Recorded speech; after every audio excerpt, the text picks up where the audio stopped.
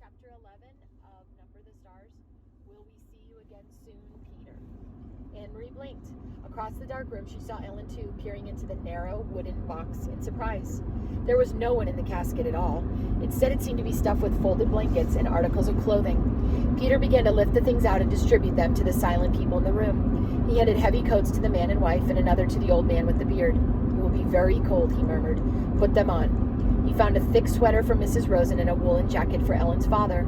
After a moment of rummaging through the folded things, he found a smaller winter jacket and handed it to Ellen. Anne-Marie watched as Ellen took the jacket in her arms and looked at it. It was patched and worn. It was true that there had been few new clothes for anyone during the recent years, but still, Ellen's mother had always managed to make clothes for her daughter, often using old things that she was able to take apart and refashion in a way that made them seem brand new. Never had Ellen worn anything so shabby and old. But she put it on, pulled it around her, and buttoned the mismatched buttons. Peter, his arms full of the odd pieces of clothing, looked toward the silent couple with the infant. "I'm sorry," he said, "there's nothing for the baby." "I'll find something," Mama said quickly. "The baby must be warm." She left the room and was back in a moment with Kirsty's thick red sweater. "Here," she said softly to the mother, "it will be much too big, but that will make it even warmer for him." The woman spoke for the first time. "Her," she whispered. "She's a girl. Her name is Rachel." Mama smiled and helped her direct the sleeping baby's arms into the sleeves of the sweater.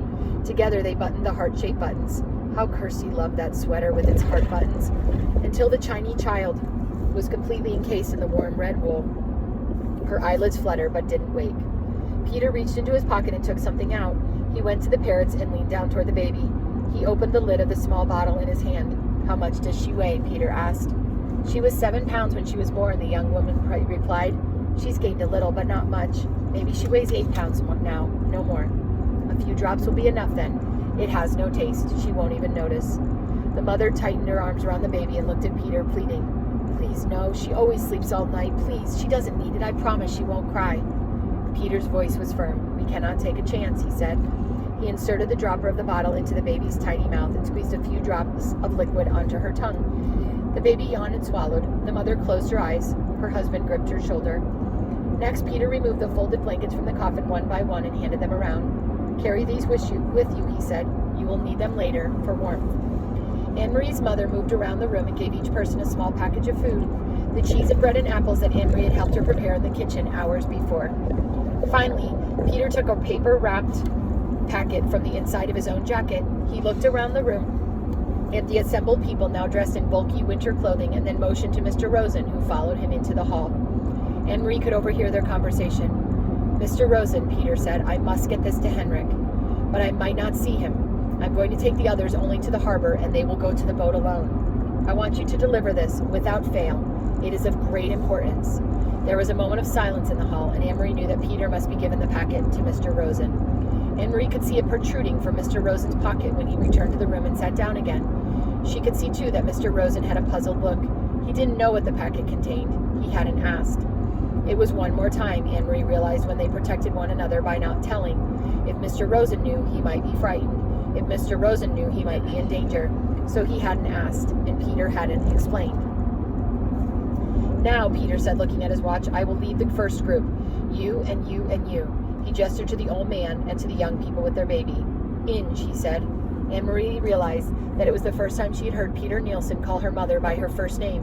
Before, it had always been Mrs. Johansson, or in the old days, during the merriment and excitement of his engagement to Lize, it had been occasionally Mama. Now it was Inge. It was as if he had been moved beyond his own youth and had taken his place in the world of adults. Her mother nodded and waited for her instructions. "You wait 20 minutes and then bring the Rosens. Do not come sooner.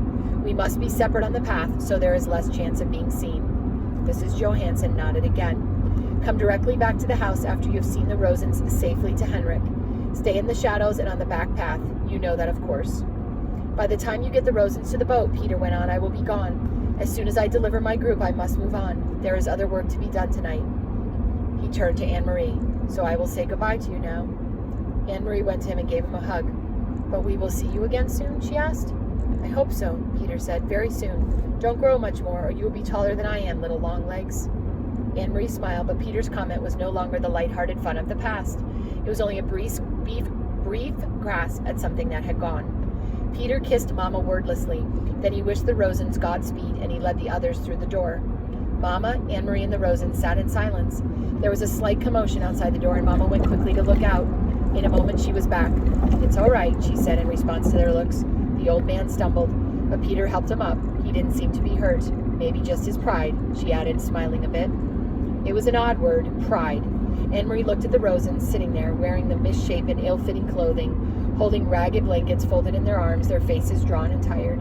She remembered the earlier happy times, Mrs. Rosen, her hair neatly combed and covered, lighting the Sabbath candles, saying the ancient prayer, and Mr. Rosen sitting in his big chair in their living room, studying his thick books, correcting papers, adjusting his glasses, looking up now and then to complain good-naturedly about the lack of decent light. She remembered Ellen in the school play, moving confidently across the stage, her gestures sure, her voice clear.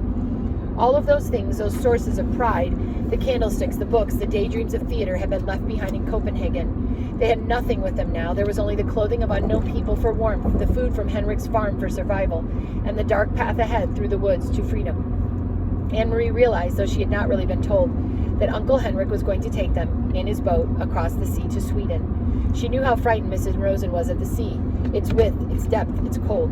She knew how frightened Ellen was of the soldiers with their guns and boots who were certainly looking for them. And she knew how frightened they all must be of the future.